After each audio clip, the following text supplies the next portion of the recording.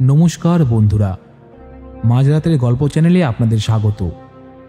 মাঝরাতের গল্প চ্যানেলে আমি শুভম চলে এলাম আপনাদের জন্য আবারও একটি তারানাথতান্ত্রিক ফ্যানফিকশনের গল্প নিয়ে। আজ আপনারা শুনবেন লেখিকা সঞ্চারী ভট্টাচার্যের কলমে তারানাথতান্ত্রিক ও মরা খাকিনীর বিভীষিকা।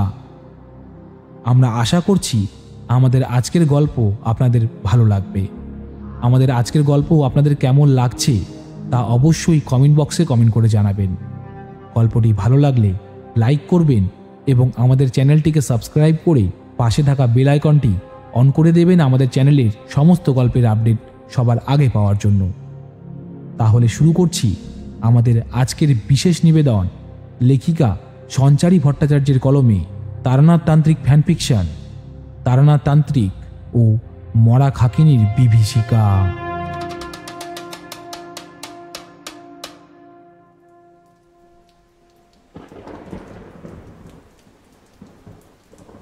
আজকে কিন্তু আকাশের মুখটা বেশ ভার।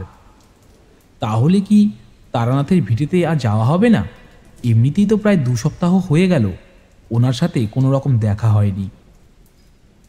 তাহলে বরং আজকের দিনটা দুজন বাড়িতে বসেই গল্প করে কাটিয়ে দিই। এমন সময়ে কিশোরী বলে উঠল, আরে ধুর, সে আবার কখনো হয় নাকি গো?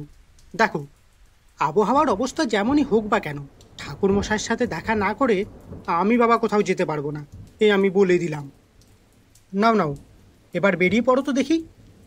আর হ্যাঁ, আবহাওয়া নিয়ে অত ভেবো না। আরে আমার কাছে ছাতা তো রয়েছেই, আর পাসিং শোটাও আগে থেকেই জোগাড় করে রেখেছি আমি।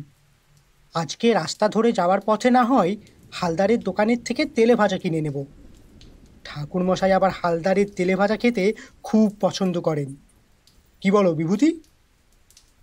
আমিও কিশোরী সেনের কথায় সাই না দিয়ে আর পারলাম না। বললাম, হ্যাঁ সে তো 100 বার। নাও তাহলে এবার বেরিয়ে পড়া যাক। আমরা বেরিয়ে পড়লাম। পথে যেতে যেতে দেখলাম স্থানে স্থানে জল জমেছিল।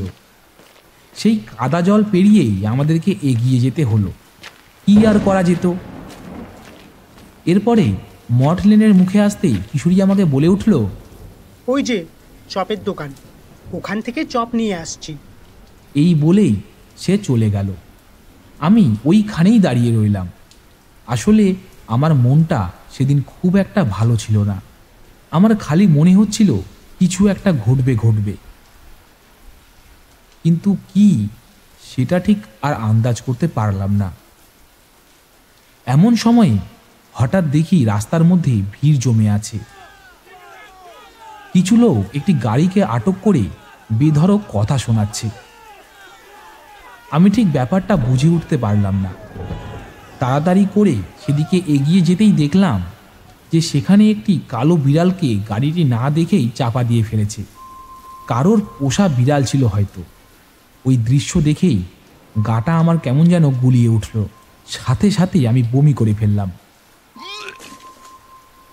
এমন সময়ে কাঁধের উপর একটি হাতের স্পর্শ পেতেই আমি চমকে সেদিকে তাকালাম। দেখি কিশোরী এসে দাঁড়িয়েছে। সে যে আমার সাথেই রয়েছে সেটা একেবারেই মাথায় ছিল না আমার। এইসব দেখবার পরে একেবারেই মাথা থেকে বেরিয়ে গেছিল। কিশোরী বলল, আরে কি হলো? এই তো দিব্যি ছিলে এখানে। আমি বললাম, আসলে না, সকালবেলা থেকেই আজকে মনটা আমার কেমন যেন আনচান করছিল। মনে হচ্ছিল কিছু একটা ঘটবে, কিন্তু কি সেটা ঠিক আন্দাজ করতে পারছিলাম না। এবারে আমি অনেকটা আন্দাজ করতে পারছি, বুঝলে। দেখো, রাস্তার মাঝে এই কালো বিড়ালটাকে মরে পড়ে থাকতে দেখলাম। বুঝলাম এটাই হয়তো সেই অঘটনের ইঙ্গিত। জানো, আমার ঠাকুমা একটা কথা বলতেন, পশু পাখি মরে গিয়ে নাকি অনেক বিপদ আপদ কাটিয়ে দিয়ে যায়। কে বলতে পারে, এই গাড়ির ধাক্কায় হয়তো আজকে আমার মৃত্যু নিশ্চিত ছিল। সেই মৃত্যুটাই হয়তো সে নিজের কাঁধে তুলে নিল। কিশোরী সেন এতক্ষণ আমার কথাগুলো খুব মনোযোগ সহকারে শুনছিল, কিন্তু সে আদতেও কতখানি বুঝতে পারল এই বিষয়টিকে ঘিরে আমার যথেষ্ট সন্দেহ ছিল তো বটেই। কিন্তু সেই সন্দেহকে আমি আর হাওয়া দিতে চাইলাম না। তাহলে সেটি কিশোরীর অগণিত প্রশ্নের সম্মুখীন হয়ে পড়ত। আর সেই সঙ্গে আমারও অবান্তর প্রশ্নের উত্তর দিতে দিতে মুখ একেবারে ব্যথা হয়ে যেত। আমি তাই আর কোনোভাবেই কথা বাড়ালাম না। কিশোরীকে বললাম, ঠাকুর মশাইয়ের জন্য তেলে ভাজা কিনে নিয়েছো তো? হ্যাঁ, সব ঠিকঠাক কেনাকাটি করা হয়ে গেছে। চলো চলো, এবার যাওয়া যাক। এমন সময়ে মেঘটা আবারও সজোরে গর্জন করে উঠল। সামনের দিকে তাকিয়ে দেখলাম যে দূরে একটা আবছায়া যেন আমাকে এক ঝলক দেখা দিয়েই সরে গেল। এক বিচিত্র অনুভূতি হচ্ছিল সেদিনকে। মনে হচ্ছিল কেউ যেন আমাকে লক্ষ্য করে চলেছে, কিন্তু কে সেটাই ঠিক বুঝতে পারছিলাম না। তারানাথের কথায় যাকে বলে প্রেত। তবে কি কোনো প্রেত আমার পিছু নিয়েছিল? বলা যায় না। আমরা ঠাকুর মশাইয়ের গল্পের দ্বারা যেভাবে প্রভাবিত হতাম, হতে হতে পারে আমাদের উপরেই কোনো প্রেতের ছায়া এসে পড়ল। আমি অবশ্য সেদিকে খুব একটা দৃষ্টি দিলাম না, এগিয়ে চললাম নিজের মতন। এরপরে ঠাকুর মশাইয়ের ভিটের কাছে পৌঁছতেই অনেকটা নিশ্চিন্ত হলাম। দেখলাম দরজাটা বাইরে থেকে ভেজানো রয়েছে। আমিও কিশোরী সেটি ঠেলে ভিতরে প্রবেশ করলাম। এরপরে সোজা ঠাকুর মশাইয়ের ঘরের ভিতরে প্রবেশ করে দেখলাম তিনি খাটের উপরে বসে রয়েছেন, আর তার সামনে খোলা রয়েছে একটি জ্যোতিষবিদ্যার বই। তিনি মাঝে মধ্যেই যে এই সকল বইগুলিকে নেড়েচেড়ে দেখতেন, সেই বিষয়ে একেবারেই কোনো সন্দেহ ছিল না। আমাদেরকে দেখা মাত্রই উনি বললেন, আরে এসো এসো, তোমাদের দুটির জন্যই তো পথ চেয়ে এতকাল বসেছিলাম। চারিকে আজকে তোমরা দেখতে পাবে না। সে কিছু সময়ের জন্য নিজের মাতুলালয়ে গেছে। 1 সপ্তাহ অবধি সেখানেই কাটাবে, এরপর ফিরবে। তাই আজকে আর তোমাদের তার হাতের মুড়ি মাখা খাওয়ানো হবে না। ওটি আমাদের কাছে উপরি পাওনা ছিল বলতে পারেন। আমরা ঠিক ওটির জন্য আপনার কাছে আসতাম না। আমরা আসি এখানে আপনার কাছে অঢেল গল্প শুনতে। খুব ভালো লাগে আপনার গল্প শুনতে, কারণ ওই গল্পগুলির মধ্যে একটা আলাদা টান কাজ করে থাকে। তবে কি জানেন ঠাকুর মশাই, একটা বিষয় আপনাকে না বললেই নয়। আজকে হঠাৎ করেই সকালবেলা থেকে আমার শরীরটা কেমন যেন ভার হয়ে রয়েছে। মনে হচ্ছে কিছু একটা ঘটবে। পথে আসবার সময়ে একটা কালো বিড়ালকে গাড়ি চাপা পড়ে মরতে দেখেছি, আর সেই সঙ্গে আপনার গলির দিকে দৃষ্টি ফেলতেই মনে হলো কেউ যেন আমাকে দেখছে। আর নিমেষে সেই ছায়াটা আমার চোখের সামনে থেকে সরে গেল। আমার সাথে কি তবে কোনো প্রেতের ছায়া রয়েছে ঠাকুর মশাই? না হলে এহেন ভয় তো কোনোদিনও আমাকে গ্রাস করতে পারেনি, কোনোদিনও দেখিনি নিজে। ঠাকুর মশাই আমার মুখের দিকে তাকিয়ে কিছুক্ষণ ভালো করে দেখলেন, তারপরে বললেন, হ্যাঁ ঠিকই, তুমি কিছু ভুল বলনি। তবে তোমার সেদিনকে শ্মশানে যাওয়াটা একেবারেই ঠিক হয়নি। তারপরে তুমি আবার আমার কথা না শুনেই অমাবস্যার দিন শবদাহ করতে গিয়েছিলে। আমার হঠাৎ করেই মনে পড়ল আমার বন্ধুর কথা। সেও আচমকা মারা গেছিল। তাই সেদিন অত কিছু মাথায় না নিয়েই আমি চলে গেছিলাম। যদিও সেটার কথা আমি তারানাথকে জানিয়েছিলাম। তিনি একটা কবচও আমাকে দিয়েছিল ধারণ করতে, কিন্তু ওই মুহূর্তে কি আর কবচ ধারণের কথা মনে থাকে? তাই আমি চলে গেছিলাম। আমি বললাম, তবে কি সেই কারণেই আমাকে এই বিপদের সম্মুখীন হতে হলো ঠাকুর মশাই?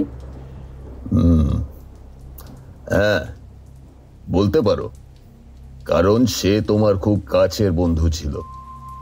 প্রেতেরা এত সহজে 13 দিনের পূর্বে নিজের ভালোবাসার বা ভালো লাগার স্থান ছেড়ে চলে যেতে পারে না। ওদের একটা পিছু টান কাজ তো করেই। ধরে নিতে পারো সেই কারণেই সে এখানে রয়ে গেছে এখনো।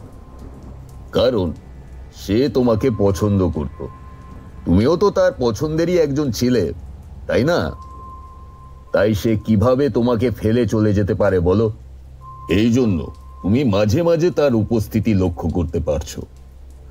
আর এটা এমনই একটা বিষয় যাকে তারা দেখা দেয় বা যাকে তারা জানান দিতে চায়, কেবলমাত্র তারাই এই বিষয়টি আন্দাজ করতে পারে। নচেত আর কেউই এই বিষয়ে কোনো কিছুই উপলব্ধি করতে পারবে না। তাই খেয়াল রেখো। তবে আমি তোমার শুদ্ধিকরণ করে দিচ্ছি। এই বলেই তারানাথ এক বিচিত্র মন্ত্র বিড়বিড় করেই আমারই সামনে জপ করতে শুরু করলেন। সেই মন্ত্রটি জপের সাথে সাথেই আমি আমার শরীরের মধ্যে এক অনাবশ্যক শক্তির উপস্থিতি লক্ষ্য করলাম। সেই শক্তি যে কোথা থেকে আমার শরীরের ভিতরে প্রবেশ করলো তা বুঝতে পারলাম না, তবে কিছু তো ছিলই সেই মন্ত্রের ভিতরে, আর সেটি আমাকে প্রভাবিত করতে থাকলো। ঠাকুরমশাই বললেন, যাক, এবারে তুমি নিশ্চিন্তে বাড়ি যেতে পারো, কোনো অসুবিধা হবে না। সে আর তোমাকে কোনোভাবে বিরক্ত করতে আসবে না। আমি মন্ত্র শক্তির মাধ্যমে তোমাকে নাগ পাশে বেঁধে দিয়েছি। ঠিক এরকম ভাবেই আজ থেকে 20 বছর আগে একটি গ্রামে গিয়ে আমি এক কালো শক্তিকেও নাগ পাশে বিদ্ধ করেছিলাম, আর সেটির কারণেই এই শক্তি আর কোনো দিনও ওই গ্রামের উপর নিজের কালো ছায়ার দ্বারা প্রভাব বিস্তার করতে পারেনি। আমি তাকে বেঁধে ফেলেছিলাম নিজের অস্ত্রে, আর সেই ছিল এই মন্ত্রের অস্ত্র। মন্ত্রের অস্ত্র ও শক্তি এই পৃথিবীর যে কোনো অলৌকিক অস্তিত্বের সাথে খুব সহজেই লড়াই করতে পারে। এর জন্য আলাদা কোনো অস্ত্র ধারণের আবশ্যকতা নেই। তবে তোমরা এসব কথার নিগুড় অর্থ আন্দাজ করতে পারবে না, কারণ এই সকল শক্তি সাধনার দ্বারা অর্জন করতে হয়। কিশোরী সাথে সাথে জিজ্ঞাসা করল, তবে আমাদেরকে সেই কাহিনীটি আজকে বরং শোনান না ঠাকুরমশাই। আমরা এমনিতেই অনেক দিন হলো আপনার কাছে কোনো ভৌতিক কাহিনী শুনিনি। আজকে আপনার কাছে এই কাহিনীটি শুনলে পরে আমাদেরও খুব ভালো লাগবে। ও ঠাকুরমশাই, শোনান না এই কাহিনীটি। এরপরেই কিশোরী চপের প্যাকেট আর পাশিং শোখানা ঠাকুরমশাইয়ের দিকে এগিয়ে দিয়ে বলল, এই রে, দেখুন তো, কথায় কথায় এটাই আপনাকে দিতে ভুলে গেছিলাম। আরে এটা না দিলে তো পুরো বিষয়টা অসম্পূর্ণ থেকে যায়। আর বলো না, তোমাদের জন্যই তো এই কাহিনী বলা। তাহলে আমার তো একা একা কারোর জন্যই এই কাহিনী শোনাতে আর ভালো লাগতো না। তোমরা মন দিয়ে এই কাহিনী শোনো। তার থেকেও বড় কথা, এই কাহিনী চয়নের মধ্যে দিয়ে আমিও আমার অতীত ঐতিহ্যের সাথে নতুন করে সম্পর্ক স্থাপন করতে পারি। এর মধ্যেই এক আলাদা শান্তি রয়েছে। সে অবশ্য তোমরা আন্দাজ করতে পারবে না, কিন্তু আমি জানি আমার কাছেই এটি তৃপ্তির এক অন্যতম লক্ষ্য হিসেবে কাজ করে। তাই তো তোমরা না চাইতেই আমি তোমাদেরকে গল্প না শুনিয়ে এখান থেকে কোথাও দূরে পাঠাতে পারি না। আমরা সকলেই সেই কাহিনী শুনবার জন্য উদগ্রীব হয়ে রইলাম। ঠাকুরমশাই জানালার দিকে তাকিয়ে একখানা পাশিং শো বার করে তাতে আগুন ধরালেন।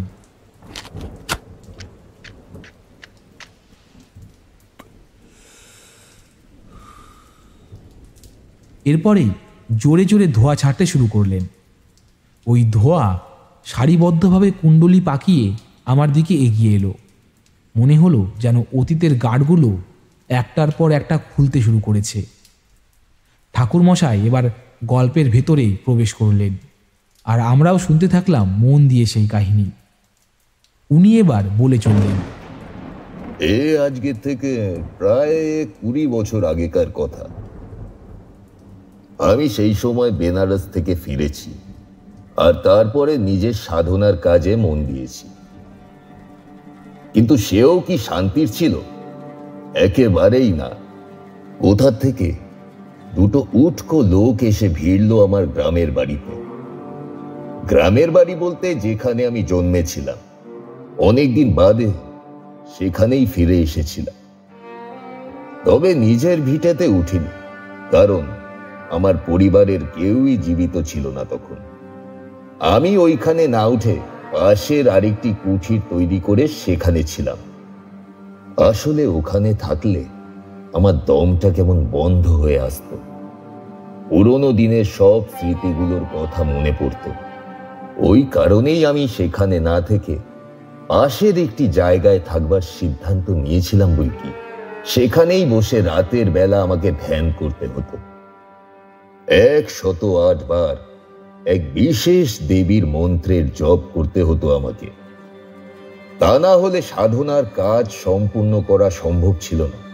আমি সেদিন রাত্রেও ওই একইভাবে এক মনে দেবীর মন্ত্র জপ করছিলাম। বাইরে জোরে মেঘের গর্জন হচ্ছিল।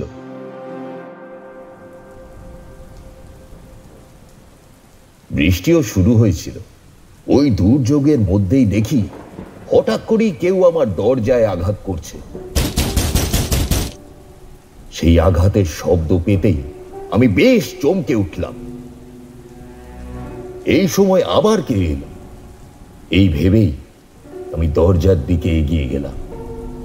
দেখি আবারও সেই শব্দ। এবারে বুঝলাম যে নির্ঘাত কেউ এসেছে, কিন্তু সাহায্যের জন্য ছাড়া তো কেউ আমার দ্বারে আসতো না। তবে এ কে এলো এটাই ভাবছিলাম, কিন্তু আর না ভেবে তাড়াতাড়ি দরজাখানা খুলে দিলাম।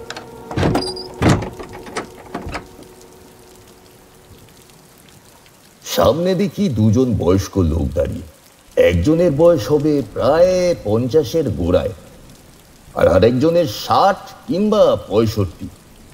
দেখলাম তারা একেবারে বৃষ্টিতে ভিজে জাপ হয়ে গেছে। আমি তাদেরকে আর বাইরে দাঁড় করিয়ে রাখতে পারলাম না। সন্দেহ মনের মধ্যে জন্ম নিলেও ভাবলাম এনারা তো আর আমাকে খুন করতে এখানে আসেনি, কারণ এতকাল এত মানুষকে দেখে অন্তত আমি এইটুকু চিনতে শিখেছিলাম যে কে শত্রু আর কে মিত্র। তবে এদেরকে শত্রু কিংবা মিত্র কোনোটাই যদিও মনে হয়নি, তাই এদেরকে নিয়ে তেমন মাথা না ঘামিয়েই আমি ভেতরে আসতে বললাম। ওনারা ভিতরে ঢুকে এল। এরপরে আমি দরজাখানা বন্ধ করে দিলাম এবং তারপর তাদেরকে উদ্দেশ্য করে বললাম, ক্ষমা করবেন, কিন্তু আপনারা কারা? আর এই দুর্যোগের ভিতর হঠাৎ করে আমার ভিটেতে এসেছেন যে? আর আমি যে এখানে রয়েছি সেটাই বা আপনারা জানলেন কি করে? ওনাদের মধ্যে মাঝ বয়সী লোকটি বলে উঠলেন, আগে আমার নাম বিমল, আমি পরিকরপুরের বাসিন্দা। ওইটি একটি গ্রাম বলতে পারেন। আর আমার সাথে রয়েছেন নিত্যানন্দ মশাই, উনি হলেন এই গ্রামের মোড়ল মশাই। আমাদের গ্রামে এক ভয়ঙ্কর কাণ্ড ঘটছে। বেশ কয়েকদিন ধরে সেই কাণ্ড ঘটেই চলেছে। কিভাবে যে এই সংকটের হাত থেকে আমরা এই গ্রামকে উদ্ধার করব সেটা কিছুতেই আন্দাজ করতে পারছিলাম না। ঠিক সেই সময় আমাদের গ্রামের বর্তমান পুরোহিত আপনার বিষয়ে আমাদেরকে জানালেন। সেখান থেকেই আমরা আপনার বিষয়ে সংবাদ পেলাম। আর আপনি যে এখানে রয়েছেন সেটা এই গ্রামের মোড়ল উপাধ্যায়ের মহাশয়ের কাছ থেকে নিত্যানন্দবাবু জানতে পেরেছিলেন। সেই কারণেই আর দেরি না করেই আজকেই এই ঝড় বৃষ্টি মাথায় নিয়ে আমরা আপনার কাছে ছুটে এসেছি। আশা করি আপনি আমাদের দূরে ঠেলে সরিয়ে রাখবেন না। দয়া করুন বাবা, দয়া করুন। আমি ওদেরকে দেখে অনেকটাই অস্বস্তির মধ্যে পড়লাম। দুটি লোক এত সমস্যার মধ্যে পড়েও আমার কাছে এসেছেন যখন, তখন বুঝতে হবে এটি কোনো সাধারণ বিষয় হতেই পারে না। তবে সেটি কি ছিল সেটা জানতে পারাটাই ছিল আমার প্রধান উদ্দেশ্য। আমি বললাম, আপনারা এখানে বসুন, এবারে বলুন কি হয়েছে। আপনাদের কাছ থেকে না শুনলে যে আমি আন্দাজ করতে পারছি না কি ঘটেছে। আপনারা বললে তবেই আমি আন্দাজ করতে পারবো। আর যদি সেখানে গিয়ে বিষয়টার মীমাংসা করতে হয় তবে সেটাই করতে হবে, কিন্তু আগে আমাকে সেখানে যেতে হবে। অন্য বৃদ্ধ লোকটি এবারে মুখ খুললেন। তিনি বললেন, আমি এই গ্রামের মোড়ল হতে পারি, কিন্তু এই গ্রামের জন্য তো আমার কিছু আলাদা কর্তব্য থাকে। দিনের পর দিন একটা করে গবাদি পশুকে যে নৃশংসতার সাথে মৃত্যুর মুখে পতিত হতে দেখছি সেটা কোনো সাধারণ ব্যাপার হতেই পারে না। কিন্তু এখন ব্যাপার হচ্ছে এই কাণ্ডটা ঘটাচ্ছে কে? আমি জিজ্ঞাসা করলাম, অনেকেই কিন্তু গ্রামের মধ্যে থাকে যারা কিছু টাকা পয়সা আমদানির জন্য এভাবে ত্রাসের সৃষ্টি করে, তারপর পশুদের হাড়গুলো চড়া দামে বাজারে বিক্রি করে দেয়। এর দ্বারা কিন্তু অনেক টাকা পয়সা পাওয়া যায়। আর এই ব্যবসা কোনো সাধারণ ব্যবসাও নয়। এই ব্যবসার দ্বারাই অনেকে আজকাল গুপ্তভাবে আয়ও করে। এগুলি আজকালকার দিনে মানুষ সবটাই গোপনে করছে। বিলেতে এসবের চল রয়েছে বেশ ভালো, আর গ্রামবাসীদের মাথায় এহেন চিন্তাভাবনা ঢুকিয়ে দেওয়াটা তো খুব সহজ ব্যাপার। কারণ শিক্ষার অভাবের কারণে খুব সহজেই এই কাজ করে ফেলা সম্ভব হয়ে যায়। কুসংস্কারের প্রভাবে তারা বেশ সহজেই এই ঘটনাগুলিকে বিশ্বাস করে নিতে পারে, আর উপার্জিত অর্থের মাধ্যমে ভালো থাকবার রসদটাও দিব্যি খুঁজে নিতে পারেন। তাই আপনারা নিশ্চিত তো যে আপনাদের নজর এড়িয়ে এসব কিছু ঘটছে না? একটু ভেবেচিন্তে বলুন দেখি। একেবারেই না। আমি আমার গ্রামবাসীদেরকে যতদূর চিনি, এরা বেশিরভাগ পশুপালনের মধ্য দিয়েই যে যার জীবিকা অর্জন করে থাকে। ওদের মধ্যে কুসংস্কার থাকলেও অবিশ্বাস কিংবা অন্যকে ঠকিয়ে নিজে উপার্জন করে ভালো থাকবার এই মানসিকতা একেবারেই নেই। ওরা প্রত্যেকেই প্রত্যেকের বন্ধু, কেউ কারোর ক্ষতি করবার চেষ্টা একেবারেই করে না। এতকাল ধরে আমি গ্রামের মাথা হয়ে রয়েছি। যদি সেরকমই কিছু নজরে পড়তো তাহলে আমি তাদেরকে শাস্তি দিতাম, এটুকু আপনাকে বলতে পারি। আমি বলছি, এর সাথে অন্য কোনো ঘটনা জড়িয়ে রয়েছে নিশ্চয়ই। আমার তো মনে হচ্ছে এ কোনো পিশাচের কাজ। হ্যাঁ, কারণ কারণ যে প্রকারে ওই মৃতদেহের সংখ্যা বাড়ছে, তাতে করে তো মনে হচ্ছে প্রতিদিন রাতের বেলা কেউ শিকারে বেরোচ্ছে, আর শিকারের মধ্যে দিয়ে নিজের রক্তের তৃষ্ণা তথা নিজের খিদে মেটাচ্ছে। এইটা একটা খিদে মেটানোর মাধ্যম বলতে পারেন। এত সহজে কেউ কাউকে এই প্রকারে শেষ করতে পারে না। না না না, এ এ এক অদম্য চাহিদা বলতে পারেন, রক্তের চাহিদা। বিমলের কথাগুলির মধ্যে সত্যি একটি ভয় ও আতঙ্ক লুকিয়েছিল। এতক্ষণ যেটা শুনে কেবলই একটি সাধারণ ব্যাপার বলে মনে হচ্ছিল, এখন আর সেটা মনে হলো না। আমি বললাম, সামনেই অমাবস্যা, এর আগেই কিছু একটা করতে হবে। কারণ আমার মনে হচ্ছে এর সাথে এমন কিছু একটা জড়িয়ে রয়েছে যেটা কোনো সাধারণ ব্যাপার হতেই পারে না। এই বিষয়টিকে মাথায় রেখেই আমাদের গ্রামে যেতে হবে পর্যবেক্ষণের জন্য। আর তাছাড়া হাতে সময়ও বেশি নেই। পরিকরপুরের দূরত্ব এখান থেকে অনেকটাই বেশি। আজকের রাতটা আপনারা দুজনে এখানেই আমার কুটিরে বিশ্রাম নিন। আগামীকাল সকালবেলা আমরা রওনা হয়ে যাব। আশা করি সন্ধ্যের মধ্যে পৌঁছে যাব গ্রামে সকলে। ওরা আমার কথায় রাজি হয়ে গেল। সেদিন রাতটা আমরা সকলে বিশ্রাম নিলাম। তবে আমি কিছুতেই দু চোখের পাতা বুঝতে পারছিলাম না, কারণ এমন একটি বিচিত্র ঘটনার সাক্ষী থাকতে হবে এটা আগে কোনো দিনও ভাবিনি। মানুষ শেষ হয় জানতাম, কিন্তু পশুদেরকে কেউ নৃশংসভাবে শেষ করতে পারে এটা আগে কোনো দিনও শুনিনি। ওখানে কি তবে কোনো রাক্ষস কিংবা পিশাচের আবির্ভাব ঘটেছে নাকি? এই দুশ্চিন্তা আমাকে কুড়ে কুড়ে খেতে শুরু করলো।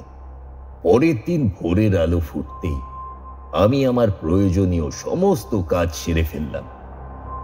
এরপর সেখান থেকে বেরিয়ে পড়ার সিদ্ধান্ত নিলাম। এরা দুজনেও প্রস্তুতি নিয়েই ফেলেছিল। পথে যেতে যেতে বিমল আমাকে উদ্দেশ্য করে বলল, আমাদের গ্রামটা আগে জমিদারের দখলে ছিল, এখন আর জমিদারি শাসন নেই, কিন্তু শুনেছিলাম ওই জমিদারের শাসনের সময়ে একটা অঘটন ঘটেছিল এই গ্রামে। কিন্তু সেটা ঠিক কি এই বিষয়ে জানি না আমরা।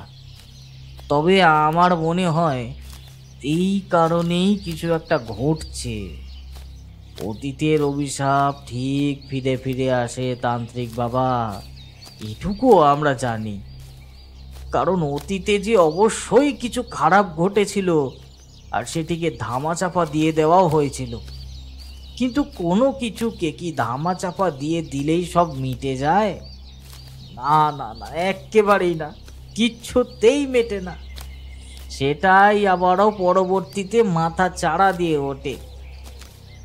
যারা পাপ করে তারা তো ভুলে যায়, কিন্তু পরবর্তীতে এই নিরীহ মানুষগুলোকে সেই পাপের প্রায়শ্চিত্ত তাদের হয়ে করতে হয়, আর এক্ষেত্রে আমাদেরকে করতে হচ্ছে। এটা কোনো সাধারণ ব্যাপার নয় যে আমরা নিজেরা নিজেরা সমাধান করে ফেলতে পারবো। এই কারণেই তো বাবা আপনার কাছে আসা। যাকে যাকে, কথায় কথায় অনেকটাই সময় কেটে গেল। ওই দেখুন, মেঘ আবারও গর্জে উঠল। হ্যাঁ, অবশ্য আমরা গ্রামের সীমান্তে এসে পৌঁছেছি। মোড়ল মশাই বলে উঠলেন, ঠাকুর মশাই, আপনি কিন্তু আমার ভিটেতেই আজকে উঠবেন না হয়। আজকে রাতের বেলা আমাকে গোটা গ্রামটা একবার চক্কর দিতে হবে। টহল দেওয়াও বলতে পারেন। টহল দেওয়ার মধ্যে দিয়ে আমি এখানে লুকিয়ে থাকা রহস্যের সমাধান করতে পারবো বলে মনে করি। নিজের চোখে না দেখলে আমি আন্দাজ করতেও পারবো না। আর হ্যাঁ, আমি যে এখানে এসেছি এই বিষয়টি এখনই কাউকে জানাবার প্রয়োজন নেই। কিছুদিন যাক, ততদিনে গোপনে আমি আমার পর্যবেক্ষণ চালিয়ে যেতে চাই। এরপরে আমি ঠিক জানিয়ে দেব, চিন্তা করবেন না আপনারা। বিমলবাবু নিজের ঘরের দিকে এগিয়ে গেলেন, আর এদিকে আমিও মোড়ল মশাইয়ের সাথে এসে উঠলাম তার ভিটেতে।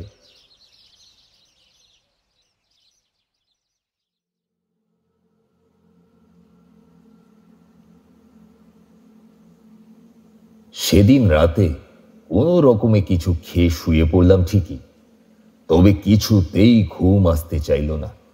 গভীর রাতেই যে আমাকে গ্রামে টহল দিতে বেরোতে হবে, এই কারণে আমি নিশ্চিন্তে ঘুমোতেও পারলাম না।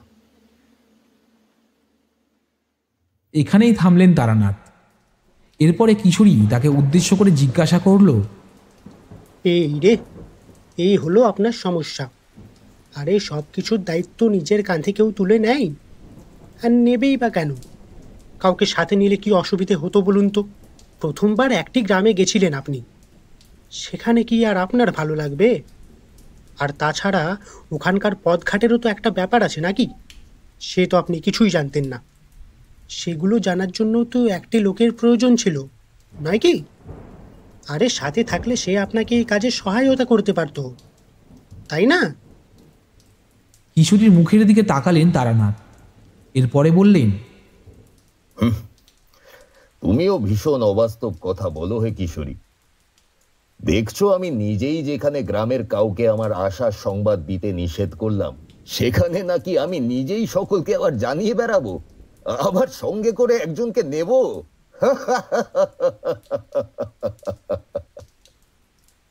সত্যি তুমি হাসালে হে।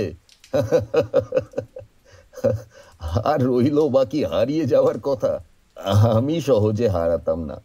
আমাকে সাধনার কাজে একাধিক জায়গায় একাই ভ্রমণ করতে হতো, ফলে সেই কারণে হারিয়ে যাওয়ার কোনো প্রশ্নই ছিল না। আর ভয় ডর থাকলে কি আর তন্ত্র সাধনা করা যায় হে?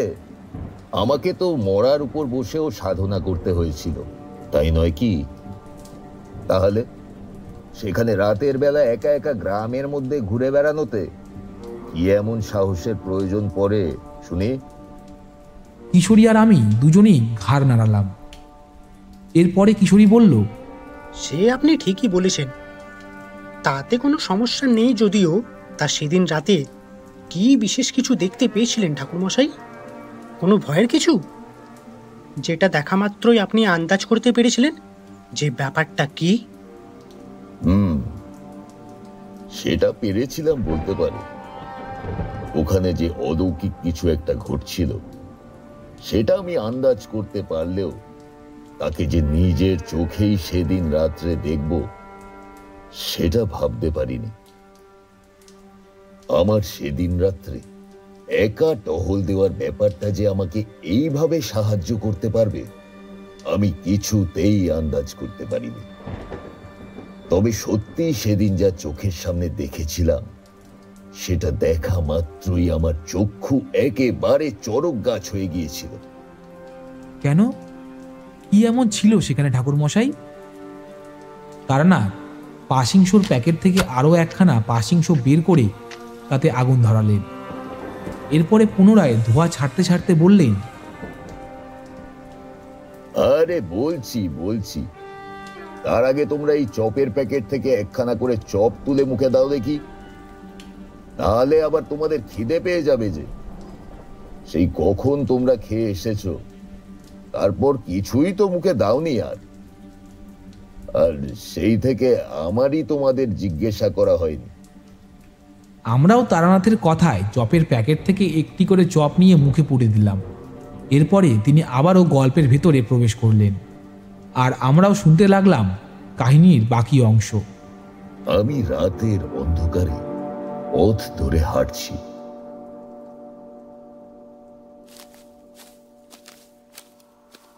এমন সময় একটি গোয়ালের থেকে গবাদি পশুর গোঙানির শব্দ ভেসে এলো। একটি বাছুরের গোঙানির শব্দ। মনে হলো কেউ যেন ওর গলার নলি টিপে ধরেছে এমন। আমি তাড়াতাড়ি করে পা চালিয়ে যেই না সেদিকে গেছি, অমনি দেখলাম একটা ভয়ঙ্কর চেহারার পিশাচি সেখানে বসে রয়েছে।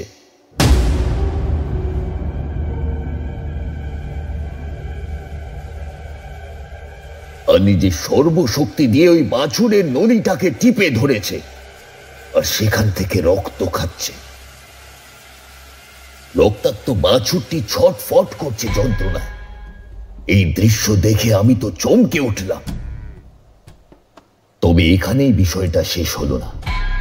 বাছুরের শরীরে সবটুকু রক্ত পান করার পরে সেই পিশাচি তার ধারালো নখের সাহায্যে বাছুরের মাথাটিকে তার শরীর থেকে আলাদা করে ফেলল। এরপর পেটের ভেতর পর্যন্ত লম্বা হাত বাড়িয়ে দিয়ে নাড়ি ভুঁড়িগুলিকে বাইরে বের করে আনলো। পিশাচি সেগুলোকে চিবিয়ে চিবিয়ে খেতে লাগলো। আমি দেখে ভয়ে কাঁপতে শুরু করলাম। দেখলাম পিশাচির এলো চুল বাতাসে উড়ছে, আর সেই বাছুরের দেহের উপর বসে সেই নারী ভুঁড়ি পরম আনন্দে সে ভক্ষণ করে চলেছে। তার ঠোঁটের চারপাশ ঘেঁষে গড়িয়ে গড়িয়ে পড়ছে তাজা রক্ত। এসব কিছু আমার সামনেই ঘটে চলেছে। এমন সময় সে হয়তো বুঝতে পারলো সে ছাড়াও সেখানে আরো কেউ আছে। সে মাথা তুলে তাকালো। আমি পাশের একটি ফাঁকা স্থান দেখে সেখানে গা ঢাকা দিয়ে দাঁড়িয়ে পড়লাম, যাতে সে আর আমাকে দেখতে না পায়।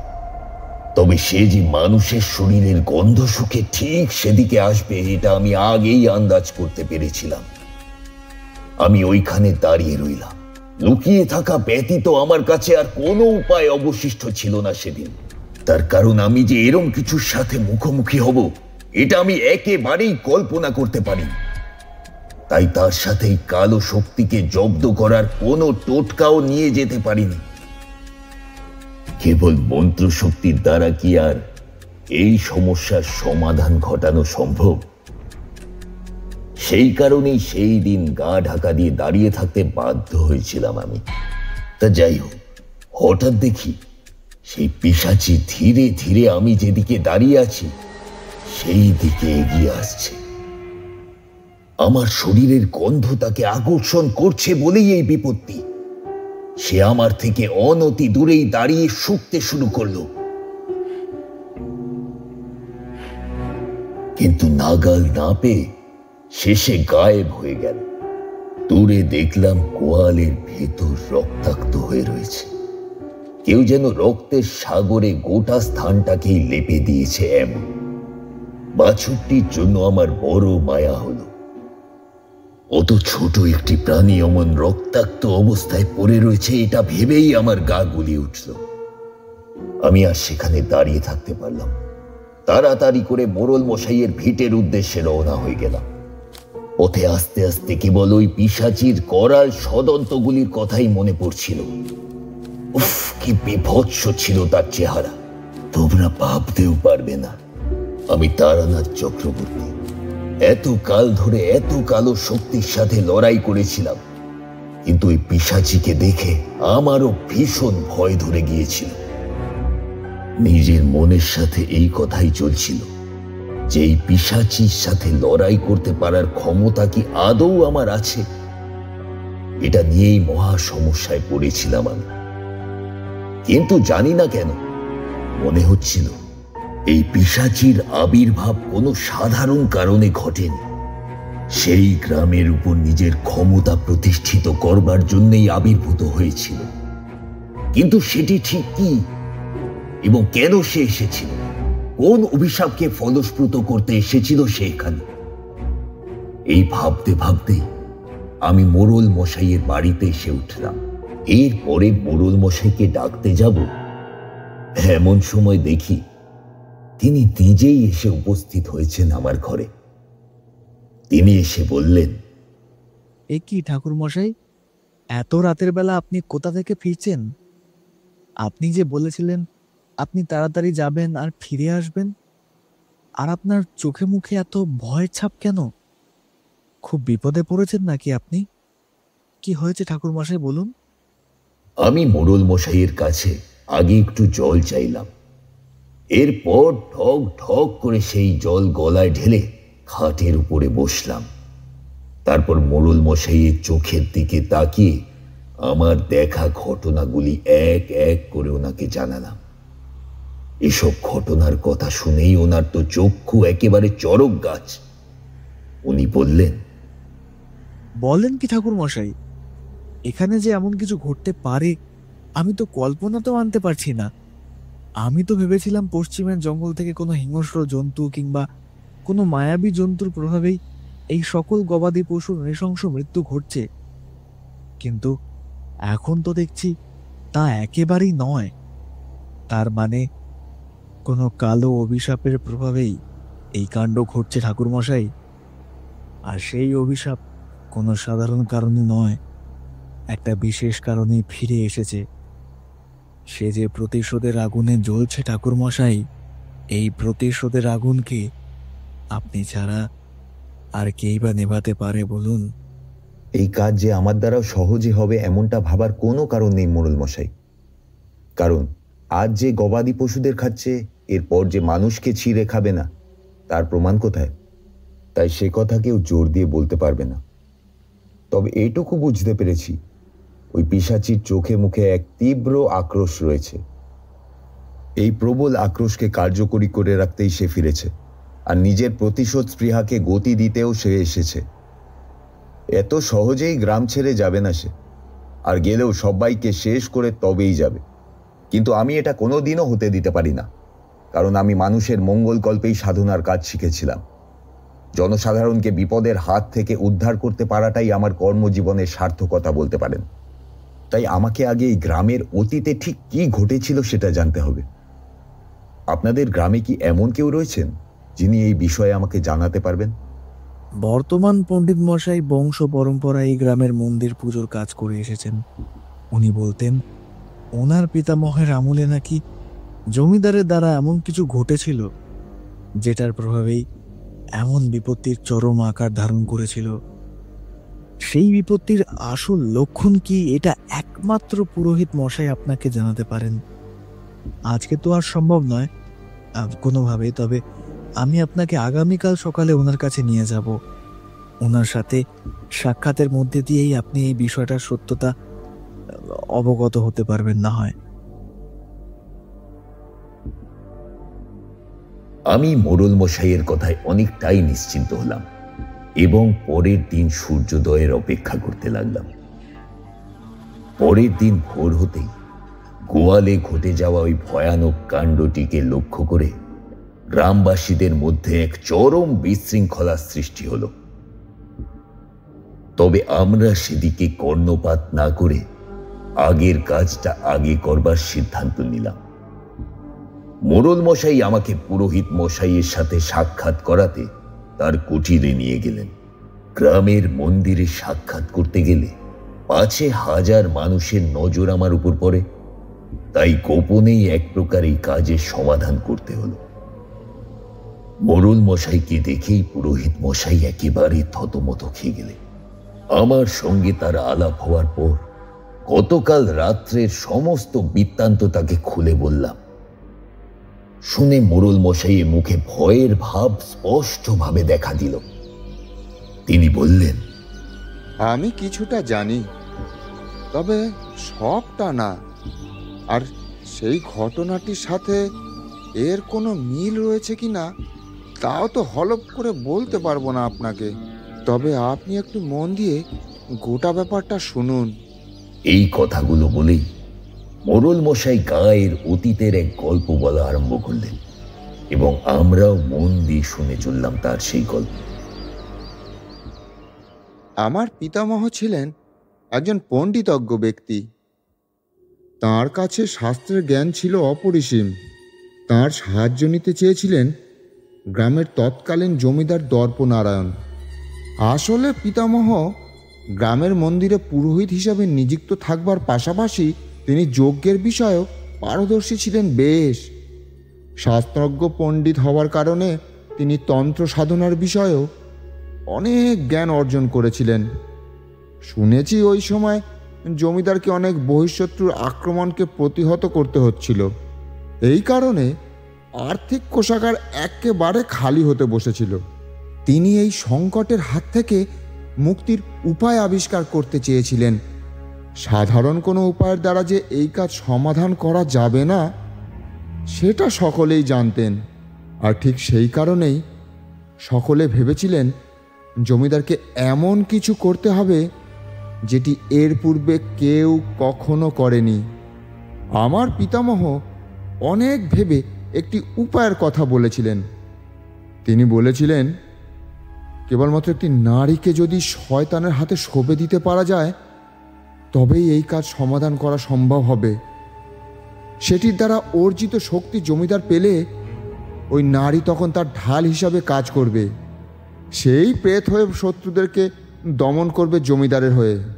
কিন্তু এর প্রভাব যে সম্পূর্ণ উল্টো হয়ে যাবে সেটা তখন কেউ সেভাবে আন্দাজ করতে পারেনি। এই কাজের জন্য প্রয়োজন ছিল 22 বছরের একটি মেয়ের, যাকে দেখতেও খুবই সুন্দর হতে হবে। আর ঠিক সেই সময় দৈবিক যোগে এই গ্রামে এক চাষির পরিবার এসে বাসা বাঁধলেন। তার মেয়ে চম্পাকে একেবারে রানীর মতন দেখতে ছিল, আর তার বয়সও ছিল ঠিক 22 বছর। জমিদারের লোকেরা এই বিষয়টির খবর পেতেই জমিদারকে জানালেন। জমিদারের কথাতে চম্পাকে ধরে আনা হলো। আমার পিতামহ গ্রামের শ্মশানে এই যজ্ঞের আয়োজন করেছিলেন। শ্মশানের পাশেই একটা বড় শেওড়া গাছ ছিল। সেটির সামনেই মেয়েটির মাথায় আঘাত করে প্রথমে তাকে অজ্ঞান করে দেওয়া হলো। মেয়েটি যন্ত্রণায় কাতরাতে কাতরাতে অজ্ঞান হয়ে গেল। এরপরে পিতামহ নিজের কাজ করতে শুরু করলেন। তিনি তন্ত্র শক্তির দ্বারা এক বিশেষ কালো শক্তিকে প্রবেশ করালেন ওই মেয়েটির শরীরের মধ্যে। আর তারপরে চম্পার প্রাণের আহুতি দিলেন যজ্ঞের আগুনে। তখন চম্পার শরীরে আর প্রাণ ছিল না। তার বদলে প্রবেশ করেছিল এক পিশাচী।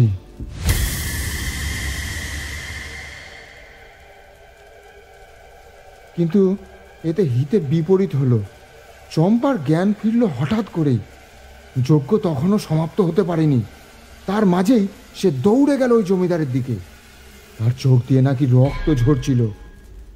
হাতের ও পায়ের নখগুলো অনেক বড় বড় হয়ে গিয়েছিল। পায়ের পাতা গিয়েছিল উল্টে। জ্যান্ত কোনো মানুষকে যদি পিশাচে পরিণত করা হয় তাহলে কি হতে পারে কোনো ধারণা আছে? হ্যাঁ, ঠিক সেটাই ঘটেছিল ওই রাতে। সেই জমিদারকে শেষ করবার জন্যে উদ্যত হতেই জমিদারের পেয়াদারা ওই নারীকে দমনের উদ্দেশ্যে এগিয়ে আসে। কিন্তু এগিয়ে আসলে কি হবে? ওর মধ্যে তখন আসুরিক শক্তির উদয় হয়েছে। কিছু বোঝবার পূর্বেই সেই পিশাচী ওই পেয়াদাদেরকে ছুঁড়ে ফেলে দিল। এমন সময় জমিদার মশাই আমার পিতামহের কাছে সাহায্যের জন্য প্রার্থনা করতে লাগলেন। পিতামহ তখন বললেন, এভাবে হবে না জমিদার মশাই। এই বিষয়টি এখন আপনার হাতের বাইরে বেরিয়ে গেছে, এমনকি আমারও। একে দমন করতে পারা সম্ভব নয়। এর শরীরের ভিতরে পিশাচী প্রবেশ করেছে, আর এই পিশাচীকে নিয়ন্ত্রণ করতে পারার ক্ষমতা আমার অন্তত পক্ষে নেই। কারণ এ কোনো বাধা মানবে না। এ প্রতিশোধের স্পৃহা নিয়ে এসেছে। এ যাকে পাবে তাকেই শেষ করবে। যজ্ঞ সমাপ্তির পূর্বে এর নিজের আসরিক শক্তি ফিরে পেয়েছে। এরা তো কেবল শরীর চায় আর রক্তের পিশাচি হয়। তবে তবে উপায় কি? এই যে আমাকে মেরে ফেলবে, একে একে আমার সমস্ত কর্মীদেরকে শেষ করছে। আপনি কি দেখতে পাচ্ছেন না? কিছু তো একটা করুন। কিন্তু পিতামহ কিছু করতে পারবেন তার আগেই ওই পিশাচি জমিদারের বুকের উপর উঠে তার বুকটা নিজের ধারালো নখের সাহায্যে ফুঁড়ে ফেলেছিল। এরপরে সে এগোতে শুরু করেছিল আমার পিতামহের দিকে। তবে গ্রামের লোকেরা এই কাণ্ডের কথা জানতে পেরে শ্মশানের উদ্দেশ্যে এগিয়ে যায়। এরপরে তারা সকলে মিলে হাতে মশাল নিয়ে সেই পিশাচিকে ঘিরে ফেলে। কালো শক্তি সর্বদা পবিত্র আগুনের সংস্পর্শে এলে ঘাবড়ে যায়। এক্ষেত্রেও তেমনটাই ঘটেছিল। আর ঠিক সেই সময় আমার পিতামহ বললেন, একে এইভাবে শেষ করা যাবে না, একে বেঁধে ফেলো সকলে। এরপরে সামনের ওই শ্যাওড়া গাছের সাথে দড়ি দিয়ে ঝুলিয়ে দাও, একে ওইভাবেই ঝুলে থাকতে দাও। এরপরে চিলে শকুনে এসে একে খেয়ে যাবে। ওর শরীরটা যতদিন না গলে পচে হাড় হয়ে যাচ্ছে ততদিন ওই শ্যাওড়া গাছের সাথেই ওটিকে ওইভাবেই ঝুলিয়ে থাকতে দিতে হবে। কেউ আর শ্মশানে কোনো মরা পোড়াতে আসতে পারবে না। তোমাদের চিন্তা নেই, আমি একাই এসে দেখে যাব। পিতামহের কথা কেউই অমান্য করতে পারত না। ফলে সাথে সাথে তারা ওই পিশাচিকে দড়ি দিয়ে বেঁধে হির হির করে টানতে টানতে সেই শ্যাওড়া গাছের দিকে নিয়ে গেল। এরপরে তাকে গাছের সব থেকে বড় ডালটির সাথে ঝুলিয়ে দিল। মন্ত্রের শক্তি দ্বারা আমার পিতামহ ওই স্থানটিকে বন্ধনীতে আবদ্ধ করে দিয়েছিলেন। ফলে সেই কালো শক্তি ওই চম্পার শরীর ভেদ করে আর বাইরে বেরোতে পারেনি। সে ওইখানেই থেকে যায়। ওই শরীরটি গলে পচে না যাওয়া পর্যন্ত সে ওখানে থাকতে বাধ্য হয়েছিল। এরপরে ওই শরীরটি একেবারে শেষ হলে তার আত্মা বাইরে বেরিয়ে আসে। কিন্তু পিতামহ একটি কাজ করতে ভুলে গিয়েছিলেন। তিনি এই শরীরটিকে দাহ করাতে পারেননি। এই কাজ সেরে 15 দিনের মাথাতেই এই বিধি পালনের কথা ছিল। তার আগেই নাকি পিতামহের আকস্মিক মৃত্যু ঘটে। গোটা গ্রামের বাসিন্দারা শোকাহত হয়ে পড়েন যথারীতি। ব্যাস, আর কি, ওই পিশাচির আত্মা আবারও সেই পচা গলা শরীরেই প্রবেশ করে। যে শরীরটা একেবারে নিঃশেষিত হয়ে গিয়েছিল সেটি পুনরায় তরতাজা হয়ে ওঠে। এরপরে চম্পার বেশেই সেই পিশাচি সকলকে শেষ করতে থাকে। কিন্তু এক পুরোহিতের দ্বারা তাকে এই গ্রামের ঈশান কোণে মাটি খুঁড়ে সেখানে পুঁতে দেওয়া হয়েছিল। আর একটি লাল বর্ণের ধাগা নিয়ে ওই গোটা স্থানটিকে প্রদক্ষিণ করে ঘিরে দেওয়া হয়েছিল। তবে আমার মনে হয় কেউ না কেউ সেই স্থানে গিয়ে ওই লাল ধাগাটি সরিয়ে দিয়েছে। আর সরিয়ে দেওয়ার দরুন সেই পিশাচি আবারও আবির্ভূত হয়েছে। কিন্তু কিছু তো একটা ঘটেছে। সঠিক কি ঘটেছে আমি বলতে পারবো না চক্রবর্তী মশাই। আচ্ছা, একে দমনের কি কোনো উপায়ই নেই? আছে, উপায় একটা আছে। ওকে যদি জ্বালিয়ে পুড়িয়ে শেষ করে ফেলা যায় তবেই ওই আত্মা এই শরীর ত্যাগ করে যাবে। নচেত একেবারেই নয়। এই আত্মার মুক্তি ঘটা একেবারেই অসম্ভব। এই কাজ কেবলমাত্র আপনি করতে পারবেন চক্রবর্তী মশাই। আর কারুর পক্ষে এই কাজ করা একেবারেই সম্ভব হবে না। তবে আপনাকে নিজের প্রাণের মায়া ত্যাগ করেই এই কাজ করতে হবে। যে কারণ এতকাল ধরে সে যে প্রতিশোধের স্পৃহা নিয়ে এই গ্রামে ছিল, মুক্তি লাভের পরে সেই স্পৃহা আরো মারাত্মক আকারই ধারণ করেছে।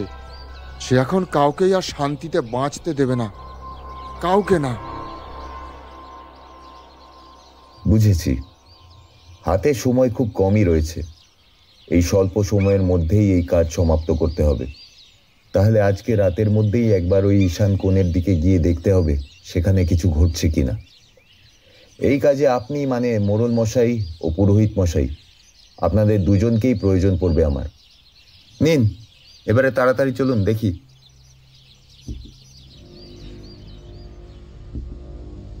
ওনারা সকলেই আমার এই প্রস্তাবে রাজি হয়ে গেলেন, কারণ আমি নিজের স্বার্থেই কাজ করছিলাম না। আমাকে গোটা গ্রামের স্বার্থে, তাদের মঙ্গলের স্বার্থেই কাজে হাত দিতে হয়েছিল। আমি যেটুকুনি আন্দাজ করতে পেরেছিলাম সেটির নিরিখেই একটি বিশেষ দিক তৈরি হয়েছিল। এবারে সেই দিকটির কথা মাথাতে রেখেই আমাদেরকে এগোতে হতো। আমরা সকলে মিলে সেই কাজটি করেছিলাম। রাতের অন্ধকারে সেখানে গিয়ে যা দেখলাম সে কথা এক কথায় প্রকাশ করা বড় কঠিন হে বিভূতি। দেখলাম যেখানে ওই শরীরটিকে পুঁতে রাখা হয়েছিল সেখানকার জমির ভিতরে ছেদ সৃষ্টি হয়েছে। লাল বর্ণের ধাগাটি পুড়ে একেবারে কালো হয়ে গিয়েছে। তখনই বুঝলাম যে এখানে কি ঘটতে পারে। ব্যাস, তারপরে চোখের সামনে ভেসে উঠল এক ভয়ঙ্কর দৃশ্য। দেখলাম এক ভয়ঙ্করী একটি মড়ার উপর বসে তার মাংস ছিঁড়ে ছিঁড়ে খাচ্ছে।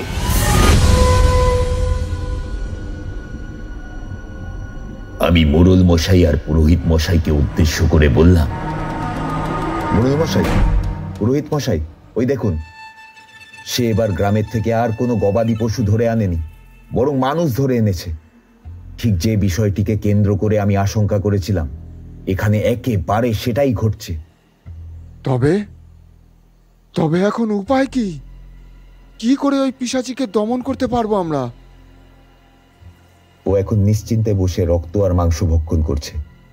এই সময় আমাদেরকে মন্ত্রের দ্বারা ওই পিশাচিকে নাক পাশে বেঁধে ফেলতে হবে, যাতে ওই রেখা ভেদ করে সেই গোলাপবৃত্তের বাইরে এসে বেরোতে না পারে।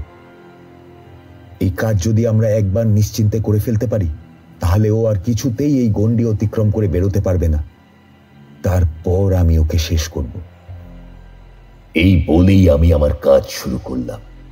একটি গণ্ডি প্রস্তুত করলাম। তারপর সেই গণ্ডির ভেতরে কিছুটা লঙ্কা পোড়া আর সর্ষে পোড়া নিক্ষেপ করলাম। গণ্ডি তৈরি হয়ে যাওয়ার পরেই সেই প্রভাব গিয়ে পড়ল পিশাচির শরীরে। সাথে সাথে জ্বলুনি হতে শুরু করলো। সে চিৎকার করতে থাকলো, ছেড়ে দে বলছি, না হলে কিন্তু আমি তোদের সব কটাকে শেষ করে ফেলবো। আমি তাকে জিজ্ঞাসা করলাম, কে তুই? এক্ষুনি বল, কেন প্রবেশ করেছিস চম্পার শরীরে? কিরে, বলবি তো? এই শরীর তো নির্জীব। তুই এর শরীরটাকে কবজা করে কেন সাধারণের প্রাণ হরণ করে চলেছিস? কি তোর উদ্দেশ্য? শিগগিরই বল, শিগগিরই বল, না হলে কিন্তু আমি তোকে এখানেই আবারও আজ পুঁতে দেব। আমার মন্ত্র আর ওই লঙ্কা গুঁড়োর জ্বালানির প্রভাব সহ্য করতে না পেরে সেই পিশাচি চিৎকার করে উঠল, বলছি বলছি সব কথা বলছি তোকে। এই বলেই সেই পিশাচি বলে চলল, আমি এই গ্রামের পাশে একটি কবরখানায় থাকতাম। যখন একটি মৃত শরীরে আমাকে প্রবেশের জন্য আহ্বান জানানো হয়, তখন আমি লোভ সামলাতে পারিনি। দীর্ঘকাল রক্ত ও মাংসের স্বাদ ভক্ষণ করতে না পারার কারণে আমার শরীরের মধ্যে এক অদম্য চাহিদা আর তৃষ্ণা জন্ম নিয়েছিল, আর আমি এই সুযোগ ফেলতে পারিনি। চম্পার ওই সুন্দর শরীরটা দেখে আমি ওর ভিতরে প্রবেশ করে যাই, ফলে আমি আবারও শক্তি ফিরে পাই। কিন্তু ওরা যে শরীরটায় আমার থাকার কথা সেটাকেই নষ্ট করে দিতে চেয়েছিল, কিন্তু কোনো কারণে সেই শরীরটা নষ্ট হতে পারেনি। আমি ত্রাসের সৃষ্টি করে সেটিকে নষ্ট হতে না দেওয়ায় আবার সেটির ভেতরেই প্রবেশ করতে পেরেছিলাম। ব্যাস, থেকে আমি ওই শরীরেই ছিলাম, নিজের শিকার নিজেই ধরছিলাম। কিন্তু একদিন এক পুরোহিত এসে আমাকে এই স্থানে পুঁতে দিল। আমি কিছুতেই বেরোতে পারলাম না। যেহেতু আমি চম্পার শরীরে আবদ্ধ ছিলাম, তাই এই শরীর ভেদ করে আমি কিছুতেই বেরোতে পারলাম না। তবে একদিন এই গ্রামেরই একটি লোক এদিকে এসেছিল। আমি তাকে নিজের মায়ার জালে জড়িয়ে কামনার ভাব জাগিয়ে তাকে এদিকে ডাকতেই সে এগিয়ে আসে। এরপর আমি তার ঘাড় মোটকে রক্ত পান করি আর সাথে সাথে মুক্ত হয়ে যাই। অনেকদিন বাদে মানুষের রক্তের স্বাদ পেয়ে আমি আবার চাঙ্গা হয়ে উঠেছিলাম। এরপর থেকে আমি যখন যেমন যেভাবে খুশি যার তার রক্ত পান করতে পারতাম। কিন্তু তোরা আমার পথের বাধা হয়ে দাঁড়িয়েছিস। এবারে আমি তোদেরকে শেষ করতে চাই। এত কাল বাদে আমি স্বাধীন হওয়ার সুখ ভোগ করতে পেরেছি। এত সহজে আমি কিছুতেই সেই সুখকে বিসর্জন দিতে দেব না, কোনো মূল্যেই নয়। আমি সবটা জানলাম, তারপর বললাম, কোনো দিনও না। এই তারানাথ থাকতে কোনো কালো শক্তি পাপী আত্মার পক্ষে সাধারণের ক্ষতি করবার সাহস হবে না। আমি তোকে শেষ করব আজকেই। এই বলেই আমি মহামায়া জপ করতে শুরু করলাম। আমি বারাণসীতে থাকাকালীন এক বিশেষ শক্তি অর্জন করেছিলাম। আমার কাছে একটি ত্রিশূল ছিল, যেটি আমাকে বিশ্বনাথের মন্দিরের এক সাধু দিয়েছিলেন। উনি কোনো এক মহাত্মা ছিলেন বলতে পারো। এমনিতেই বারাণসী হলো পুণ্যভূমি। সেখানে নানান সময় নানান প্রকারের চমৎকার সাধিত হয়ে থাকে। এক কথায় বলতে গেলে সেখানে এই চমৎকার সাধিত হয়েছিল বইকি। ওই ত্রিশূলের এক চমৎকারী ক্ষমতাও ছিল। আমি যদি মন্ত্রপাঠের মধ্যে দিয়ে সেই ত্রিশূলে নিজের শক্তি নিয়োজিত করতে পারি, তাহলে সেই ত্রিশূলটি ফলার আকার ধারণ করে সামনে থাকা কালো শক্তিকে এক নিমেষের মধ্যে শেষ করে দিতে পারে। সেদিন আমিও আমার মন্ত্রের দ্বারা তেমনটাই করলাম। সাথে সাথে সেই ত্রিশূল পরিণত হলো ফলায়। তারপর সেটি গিয়ে বিদ্ধ হলো সেই পিশাচির বক্ষে। সাথে সাথে চিৎকার করে উঠল সে।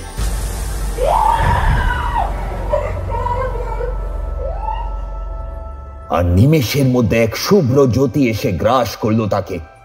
কয়েক সেকেন্ডের ব্যবধানেই সেই কালো শক্তি ধূলিসাৎ হয়ে গেল, আর তার শরীরের কণাগুলো নিমেষে মিশে গেল বাতাসে। কেবল ভস্মের টুকরোগুলো ব্যতীত সেখানে আর কিছুই রইল না। সবটা নিঃশেষিত হয়ে গেল বাতাসের গর্ভে। এইভাবেই আমি দমন করেছিলাম সেই কালজয়ী পিশাচিকে। এরপর তার আর কোনো অস্তিত্ব ছিল না। গ্রামটিকে আমি পাপ মুক্ত করেছিলাম। এখানেই শেষ এই কাহিনী। তা বলো, কেমন লাগলো তোমাদের এই গল্প? তারানাথের কাহিনী শেষ হতেই আমাদের শরীরে প্রাণ এলো। এতক্ষণ মনে হচ্ছিল যেন আমরা কাহিনী নয়, ওই স্থানে উপস্থিত থেকে গোটা বিষয়টিকে নিজের চোখে দেখে চলেছিলাম। উনি থামার পরে আন্দাজ করতে পারলাম যে এটি কেবল কাহিনী নয়, এর সাথে জড়িয়ে রয়েছে বিচিত্র এক সত্য, এক রহস্য, যেটিকে কেবল তারানাথের মতন এক শক্তিশালী চরিত্রই উদ্ঘাটনের ক্ষমতা রাখেন, এমনকি সেটিকে শেষ করবারও। তাই ওনার হাতেই হয়তো সেদিন এই অভিশাপের মুক্তি ঘটেছিল, সাপমোচন ঘটেছিল পলাশপুর গ্রামের। সেদিন আমি ও কিশোরী তারানাথকে আর কোনো নতুন প্রশ্ন করে বিব্রত করতে চাইলাম না। তাকে প্রণাম জানিয়ে বাড়ির উদ্দেশ্যে এগিয়ে গিয়েছিলাম। পথে যেতে যেতে বারংবার মনে হচ্ছিল আমাদের সাথেই বোধহয় কেউ আসছে। তবে রাম রাম বলতে বলতে বাড়িতে চলে গেছিলাম সেদিন। কিন্তু আরও এমন ভয়ঙ্কর সব কাহিনী শোনবার লিপসাটি কিন্তু মনের ভেতর থেকেই গেছিল। সেটিকে আর কিছুতেই ভুলে যেতে পারতাম না। আবারও অপেক্ষায় ছিলাম নতুন করে কাহিনীর, নতুন কোনো সন্ধিক্ষণের।